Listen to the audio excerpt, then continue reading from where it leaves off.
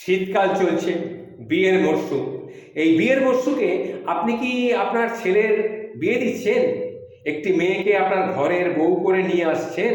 তাহলে যদি তাই হয়, একটি মেয়েকে যদি আপনার ঘরের ছেলের বিয়ে দিয়ে ঘরের বউ করে নিয়ে আসছেন, তো তাহলে কয়েকটা জিনিস কিন্তু আপনার অত্যন্ত জেনে রাখা অত্যন্ত প্রয়োজন। সেই জিনিসগুলো কি আমি একটু আপনাদের সামনে তুলে ধরছি। আপনার ঘরে যে মেয়েটি সারা জীবনের জন্য থাকতে যাচ্ছে, সে কিন্তু একটা অন্য বাড়িতে বড় হয়েছে। স্বাভাবিকভাবেই তার বাড়ির রুলস এবং রিচুয়ালস আপনার বাড়ির চেয়ে আলাদা হবে।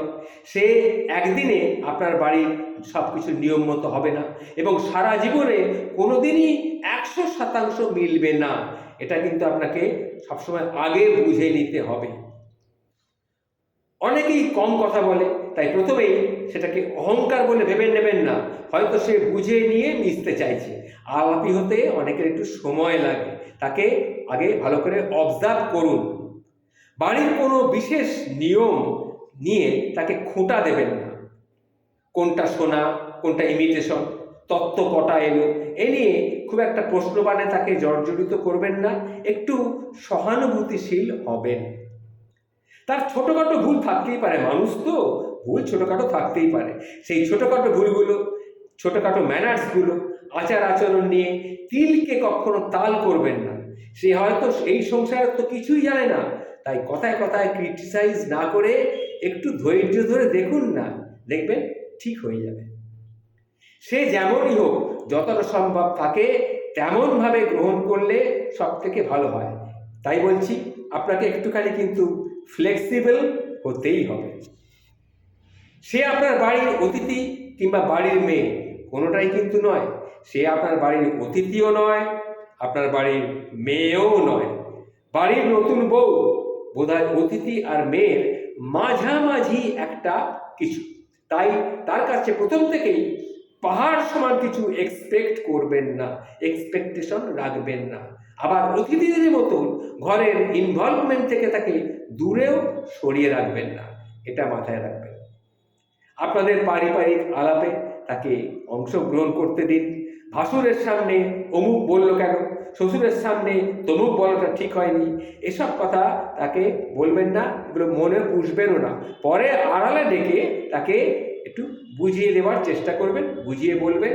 তাকে আস্তে আস্তে স্থান কাল পাত্র বুঝে তাকে চলতে দিন। স্টাডি এবং ক্যারিয়ার ফোকাসড মেয়ে হলে বিয়ের পর অনেকেই সংসারের কাজ দ্রুত শিখতে পারে না, কারণ সে তো বিয়ের আগে স্টাডি নিয়ে ব্যস্ত ছিল আর তার ক্যারিয়ার নিয়ে ব্যস্ত ছিল। তা সে বাড়ির সংসারের কাজ সে হয়তো পারে না ঠিক মতো। তাকে একটু সময় দিয়ে কাজগুলো শিখতে হবে। সঙ্গে সঙ্গেই তার কাছে কিছু দাবি করতে যাবেন না, এই কাজটা তুমি পারো না, কারো কিছুই পারো না করতে, এটা কিন্তু কখনো করবেন না। তাহলে কিন্তু ভালো দেখাবে না বা অন্যরকম পরিণতি হতে পারে। বিয়ে হয়েছে মানে 24/7 তাকে সংসার সামলাতে হবে, এই এক্সপেকটেশন তাকে কিন্তু রাখবেন না। তার নিজস্ব জগৎকে সম্মান করুন। প্রয়োজনে আপনিও একটা টাইম বের করে ফেলুন। পজিটিভ ওয়েতে তার সঙ্গে কথা বলুন।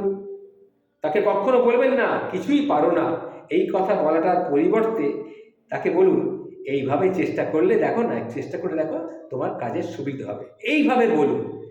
এমনি পজিটিভ থাকলেও নেগেটিভিটি আসবে না, ভয়ভীতি কেটে যাবে। বিয়ে হলো মানে ছেলেটি আপনার আপনার আপনার থেকে আলাদা হয়ে গেল, এই মানসিকতা কখনো আনবেন না।